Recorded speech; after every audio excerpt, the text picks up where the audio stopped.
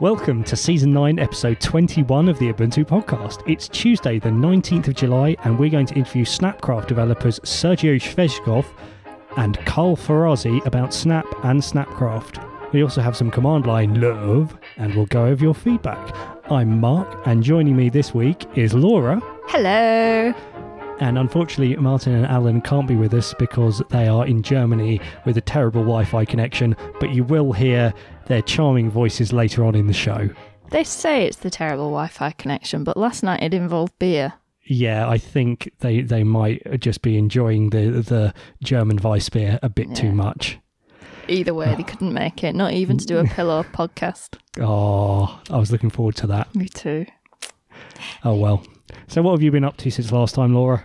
I found out a top tip of how to apparently not let your tube of superglue dry out after just one use. Oh, do tell. Because I get really quite annoyed about this, and so I buy a multi-pack on Amazon or somewhere and cheaply, but then you'd use it once and then the lid you can buy glues really on. Small tubes where you basically use the whole thing at once, can't you? Yeah, exactly, and it's just a bit annoying.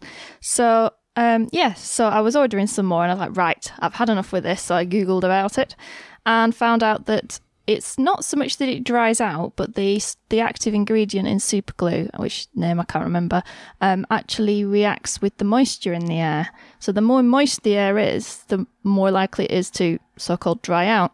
So if you keep your tube of superglue in a jar with either that silica gel or rice with a lid on, it should keep it dry. Wow, and that's handy. Exactly. One example was actually if you stick it in the freezer, but then you have to wrap it in something dry because otherwise the condensation when it comes out. Perfect, so I'm just going to stick with it. But it doesn't freeze then? I have no idea. I was actually reading the back of a tube of superglue and I realised that the reason that the lid doesn't get stuck on is because there's a type of plastic which it doesn't bond together, and that's obviously what the tube's made out of. Clever. So I'm going to try that out when my new superglue arrives tomorrow, and I will report back. Excellent. What have you been up to? I have been playing 2 new games. One of them is Pokemon Go, which is crazily good fun considering how simple it is. Yep. And I met some people at work who are playing it because we're on a university campus, so there's lots of Pokestops around because there's loads of artwork. Yeah. And so I was wandering around and walked past a group of people, and one of them said, "You caught any good ones?" And so I stopped and had a chat with them, which was fun. It's really cool that it's so sociable. Yeah. And the other game I've been playing is called RimWorld, which is it's a colony building game. It's inspired by a game called Dwarf Fortress, which is an old sort of text mode game, a bit like NetHack, except it's about building a dwarf fortress, as the name suggests. Mm-hmm. But this is about, like, you've crash landed on a planet and you have to build a colony and collect resources and keep your people happy, and you get events going on and they have relationships and you have to meet all of their needs. It's really involving and really it's good fun, but it's also really difficult. So yeah, but I think it was a Kickstarter game and it's on Steam now for Linux. So I've been playing that an awful lot. Mm-hmm. The Pokemon thing. I went to Parkrun on Saturday. It was a different one that I hadn't been to before with a hill in it. Yeah. And on the first, there were like 3 laps, so you had to keep going up this hill. And on the first lap, I got to the top, and as I was coming back down again, there was a guy running up who was going quite slowly. It looked like he was struggling a bit, but kept going. Mm-hmm. And I think his T-shirt said something like Weight Watchers or some similar kind of Slimming World type thing. So when I finished, I went back to kind of cheer people on who were doing the last bit of the last lap. And as he came past, he looked like he was struggling a bit. So I was like, "Oh, come on, you're doing really well." And he goes, "Oh, yeah, I know, I'm nearly there now. But at least I got Pikachu at the top." So it's like, oh. That's motivation. Yep. Right. So. Shall we get on with the show? Yeah.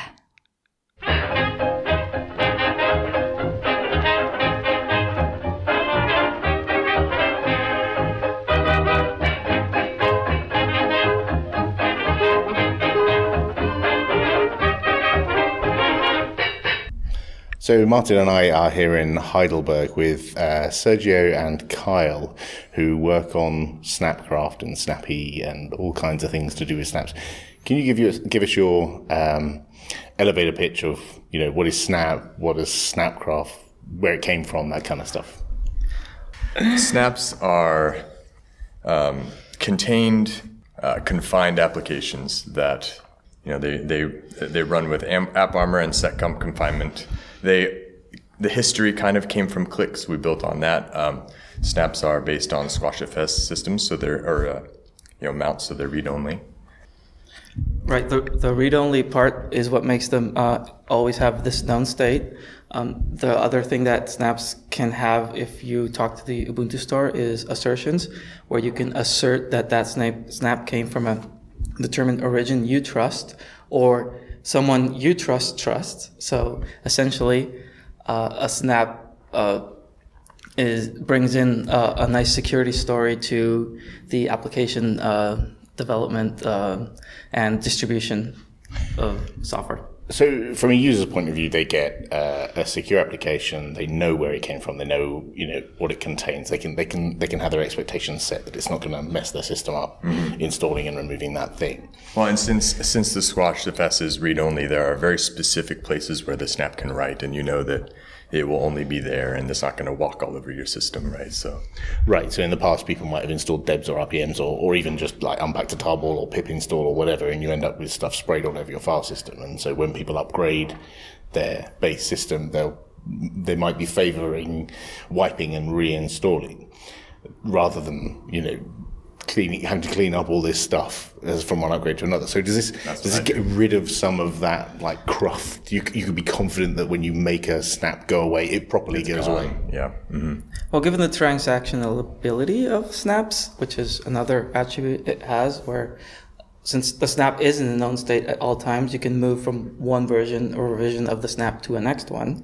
and go backwards and be certain that your data moves along with those paths. So if I have a snap on a revision 1 and I upgrade to a revision 2, the data locations that snap has can be migrated to that, so that new revision can use it. But if that new revision has some faulty behavior, or has a behavior I do not like, or cause my data to go bad, I can roll back and I can get the version of the data before I upgraded to that new revision, and of course have the functionality of that old revision.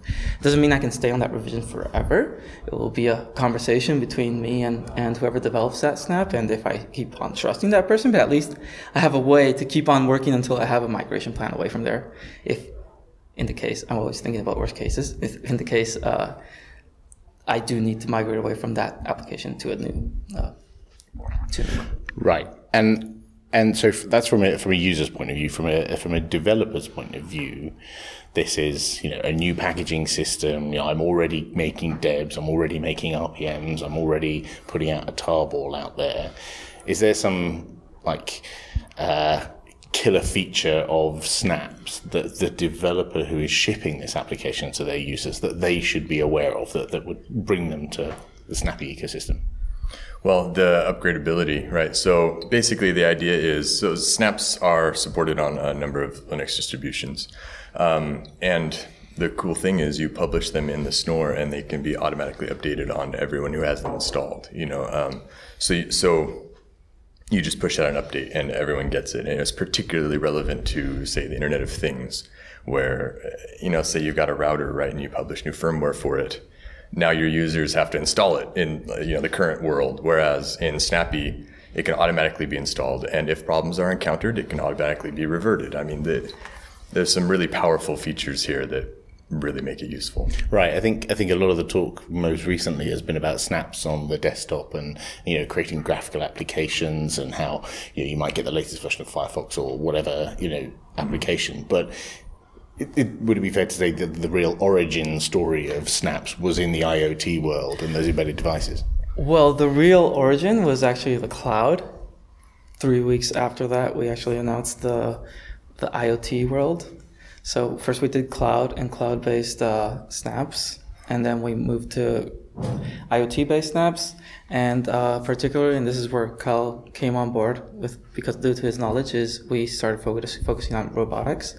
So we actually have if you're a developer, we have support for ROS, which is the robot operating system, in case you didn't know, and it really solves the problem of these IoT devices where there's just a generic thing that you want to enable, and snaps allow you to do that easily. So if a developer wants to add facial recognition to a robot device, that could be a snap, and if they want to improve it, they could deliver that via a store of some kind, and the user wouldn't have to necessarily attach a USB cable and use ADB and all kinds of wacky commands in order to do that stuff.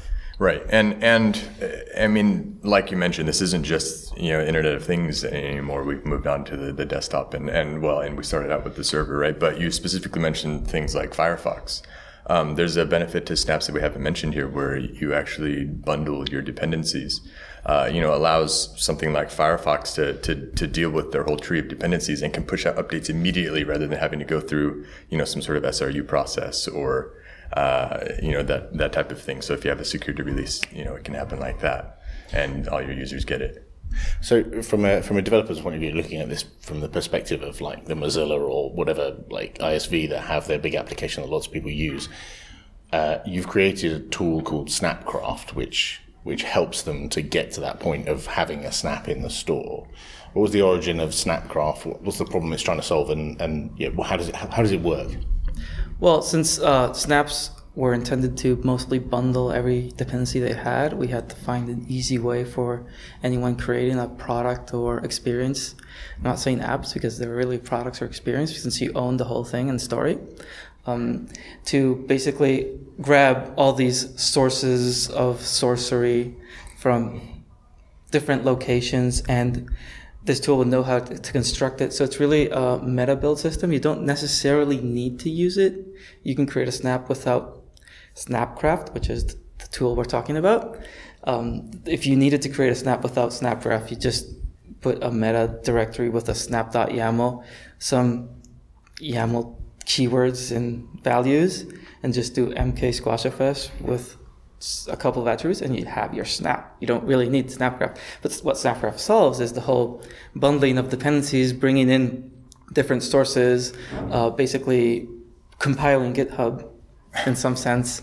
So we have a bunch of plugins that enable this, and the plugins basically know how to talk or deal with these build system mechanisms like npm, Python through pip, easy install. We have a plugin for ROS, which I mentioned, which actually uses the Catkin, which is another meta build system. It wraps around it and makes it a bit easier, I guess. And there are a plethora of plugins. The standard ones like AutoTools Make, CMake, which everyone knows, QMake. And we've been receiving a lot of contributions for plugins lately because, people are interested in them. And the way the plugins actually operate is, so there are basically three pillars to Snapcraft. We have the lifecycle, the parts, and the plugins. So basically, the lifecycle builds the parts through the knowledge of the plugins. So the lifecycle is basically pull. So the plugin would know how to pull those sources, whatever they are. Then we build them. The plugin would know how to build those, and then we install them, and we all mangle them together. What makes this interesting is that every part is sort of independent from each other. So you can also share these parts with other people if you find your part useful. So we have this remote parts story that's through a wiki today. In the future, it will be through a more controlled web server where you can have credentials and no one can actually modify what you tried to share. And this basically allows you to say, I built this GDK part that basically builds GDK and it's useful for lots of people, so why don't I share it? And someone that needs to bundle GDK in their snap or build it or use it for whatever reason can use that knowledge that someone already curated for you and fast track their development. So a part could be like the thing that you want to ship, but it can also be all the other things that your thing depends on, like all the other libraries that you go and get from GitHub during your build process, or it could be packages from the archive, or it could be scripts or random. It could be like each part could basically be anything, right? Exactly. So every part in itself, by itself, is independent of each other. But if you have to build a part to enable another part to build, then we have this mechanism where we can chain them and give them a certain order in the life cycle. So they build in a certain order to be able to satisfy linking or some runtime you need to actually create that final part you want. So you've talked about parts, and you've talked about build order and the tool set, the tool chains you can have snaps understand or Snapcraft understand. But what does a snap look like from a developer point of view trying to package something? What's their interface to it? How do they define a package? I'm not really sure I understand the question. Well, if in the Debian world you have this structure of Debian control, copyright, and so on and so on and so on, what's the Snap equivalent of that? Well, okay, so the Snap equivalent of that is the meta folder, right? So in the meta directory, there is the snap.yaml, which is what describes, for example, the applications that you export from the snap, right? So since snaps are isolated in their own directory, right? They aren't in a system path. So like if you have binaries in your snap, you can't just straight call them for a number of reasons. First of all, they might require interfaces or extra permissions that are granted in via the YAML. And if you call the binary directly, then it's not going to be able to work quite right. So using the snap.yaml, you're actually able to specify what applications are contained in the snap and maybe provide some extra arguments to make them run in that little directory and nicely confined, etc. There are some other things in there as well, like the desktop files that will then get exported to the system, or the icons, etc. Using Snapcraft, that's a little bit abstracted from you because Snapcraft will make a snap for you. Like Sergio mentioned earlier, you don't need to use Snapcraft. You could write that meta, create the meta directory yourself. So the Snapcraft equivalent of that is the snapcraft.yaml, which looks pretty similar to the snap.yaml. In fact, several sections of it are just straight up copied in. But that's also where you specify the interplay between parts and the build order and that type of thing. The thing I've noticed with a lot of these new packaging formats is many existing applications. It's a challenge to get them to work because there's a new location for them to be on the file system path. There's constraints over what they can do. How do we overcome some of those challenges, and are there things in Snapcraft that we can do to make it so that an app will work, or are there things you do in Snapcraft to make it so the app will work when it's been moved to this new unknown location? Right. So there's this property that we call relocatability. AutoTools is a great example because it's historically you configure it to install to a specific location. You install it to that specific location, and then you run it from that specific location, right? Snaps changed that a little bit, as you mentioned, because they're all isolated in their own little directories. And that does represent a challenge. For example, Apache will build with AutoTools. And so the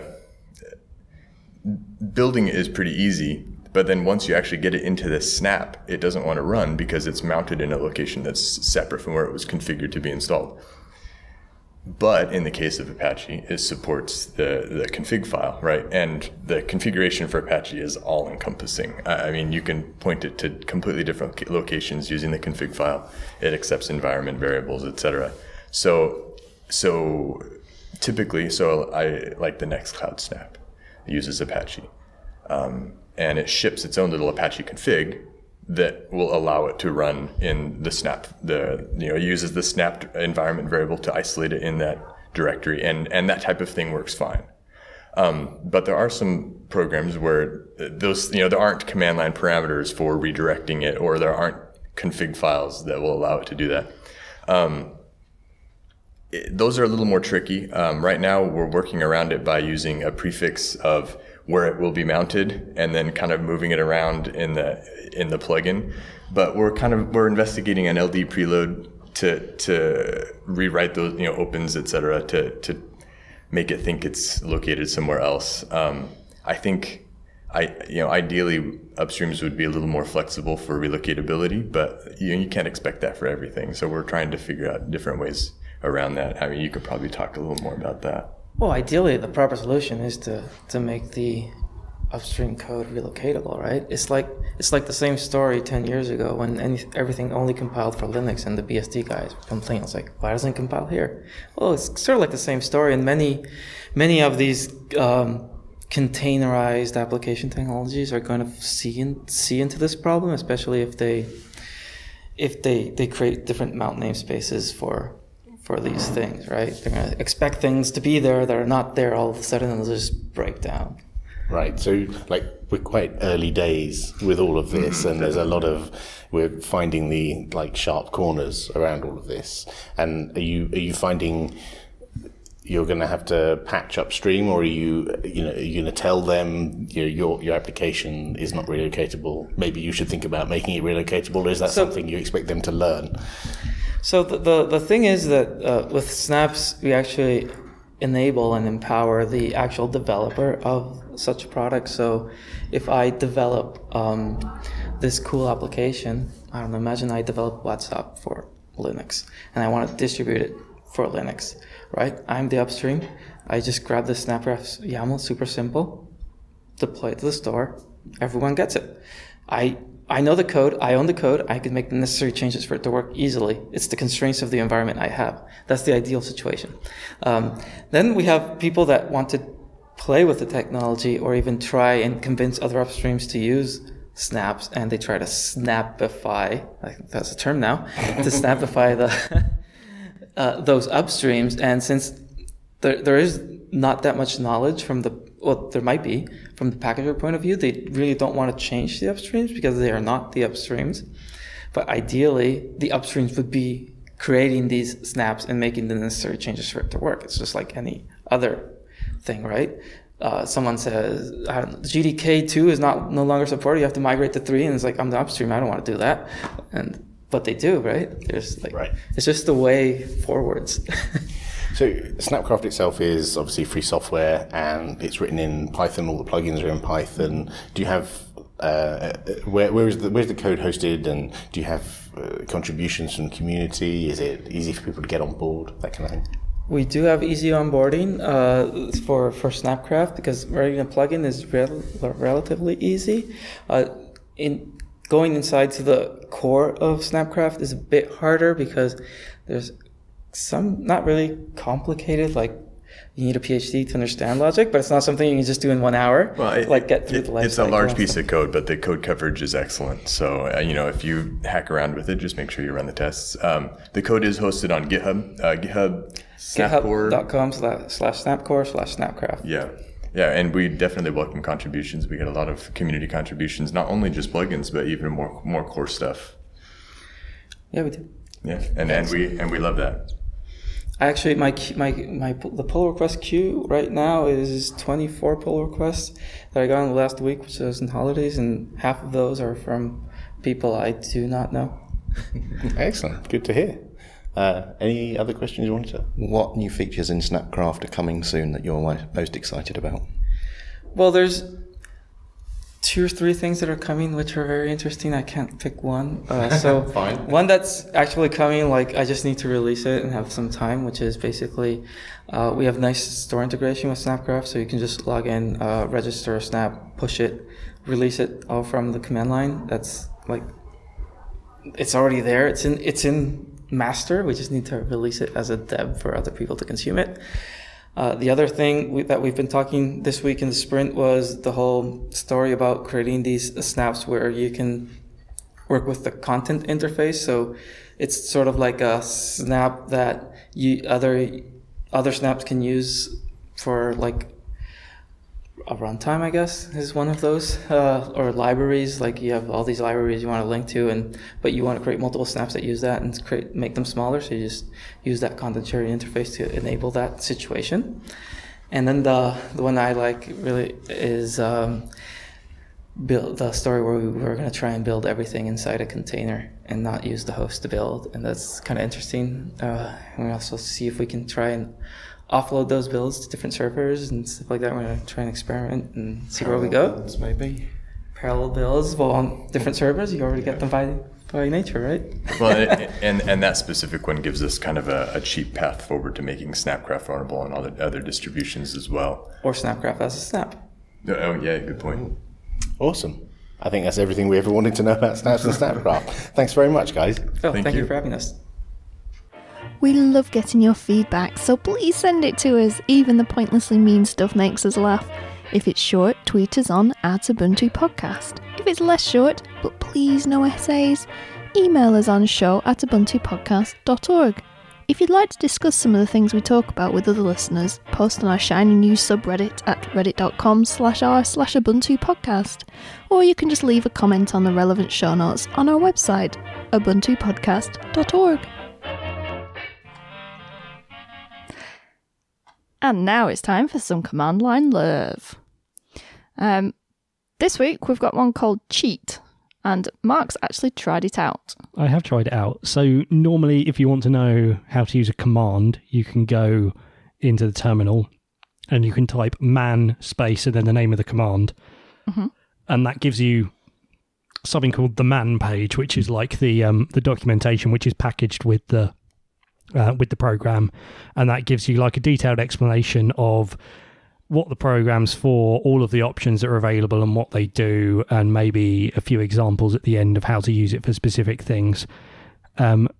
Cheat, rather than giving you man pages, gives you cheat sheets. So this just gives you a very short and to the point, several examples of how to use the command with various options for doing common things. So for example, if you were to type in cheat, let's do one, cheat LN, which is for creating links. Mm-hmm. It shows you how to create a symlink and how to create a symlink and overwriting the destination.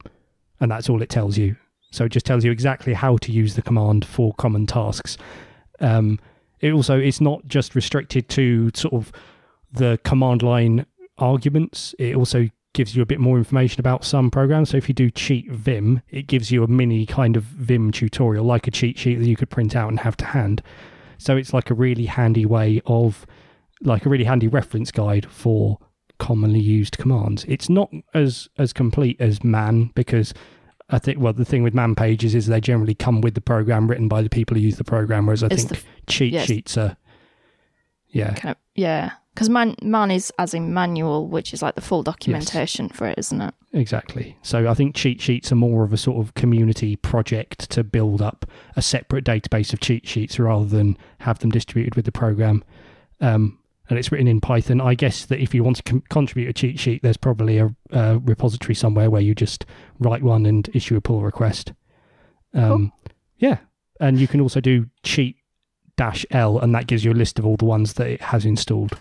Ah, nice. So if you want to know what you can cheat. When you type a command and then --help, is that just an abbreviated version of the man page, or is that something else again? That's actually part of the program.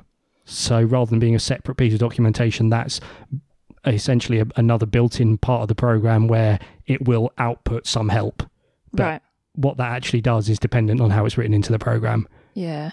So usually that gives you a usage example. Yeah. So it tells you how the program should be used, and it's usually a lot less detailed than a man page, but more general than a cheat sheet. Right, yeah, because I normally start with --help because it's more to the point. Yeah. And you don't have to go through all the options in the man page. It just tells you the most relevant options. But I guess cheat sounds like it's even more targeted. Yes, exactly. It's targeted to tasks rather than usage in general. Cool. Yeah.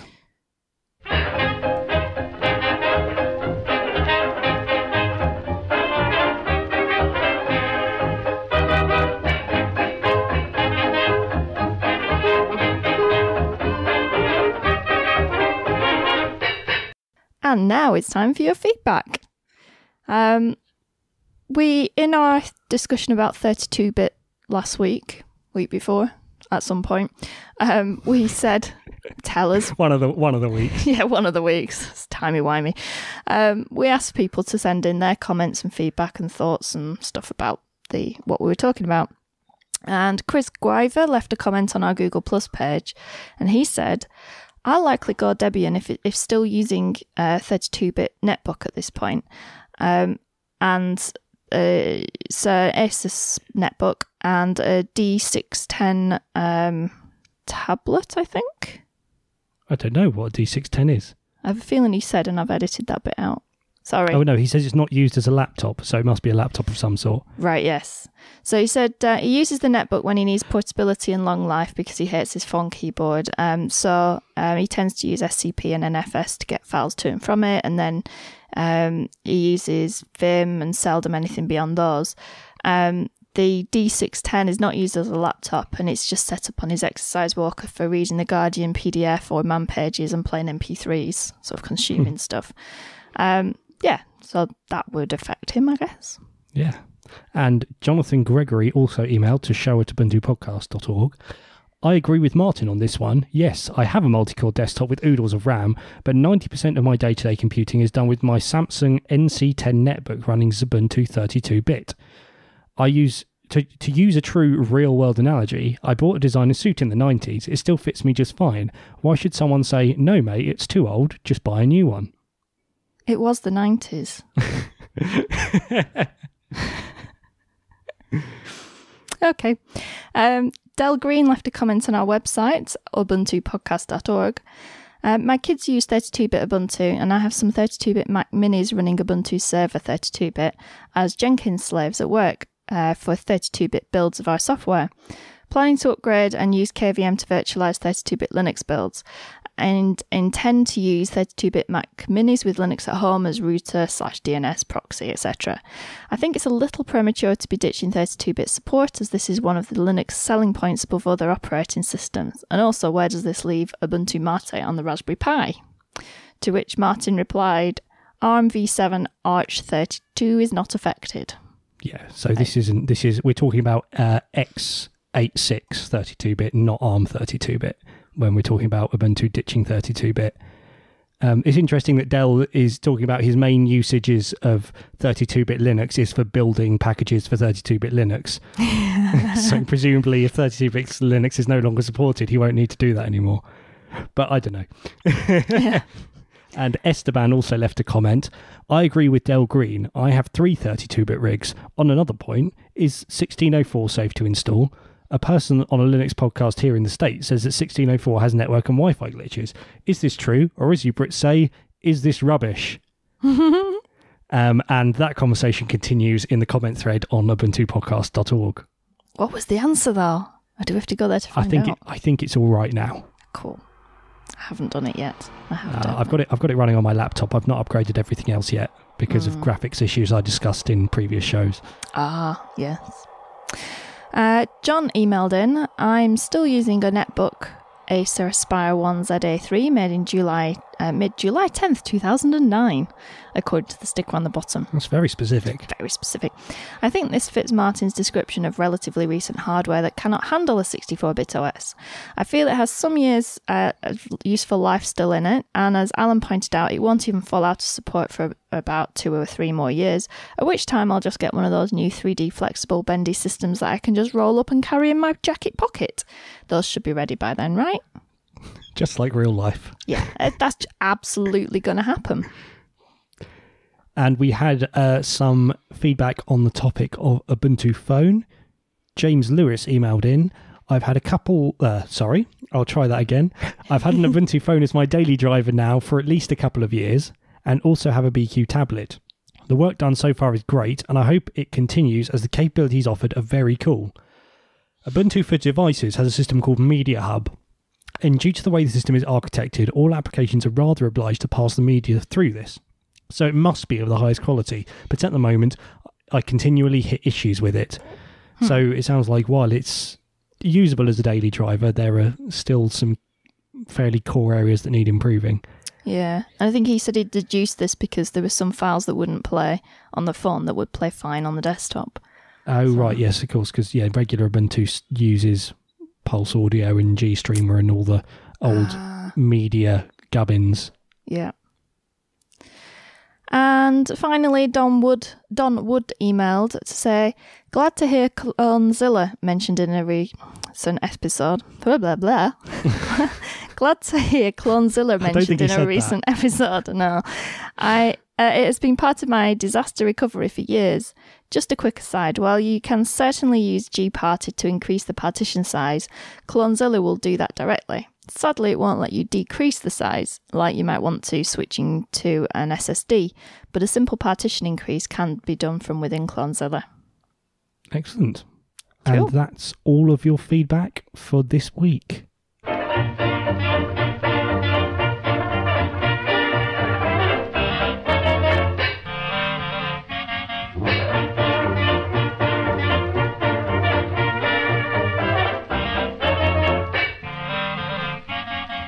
And that's all for episode 21. We'll be back next week when we'll have more news, comment and discussion. And presenters.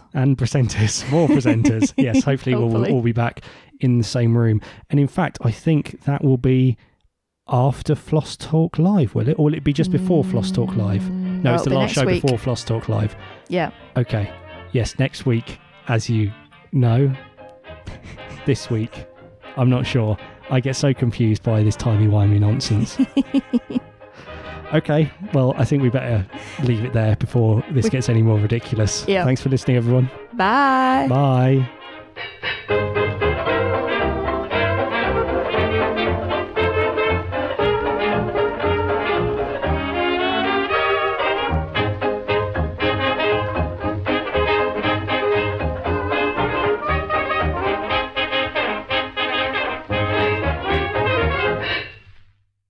And stop out. recording.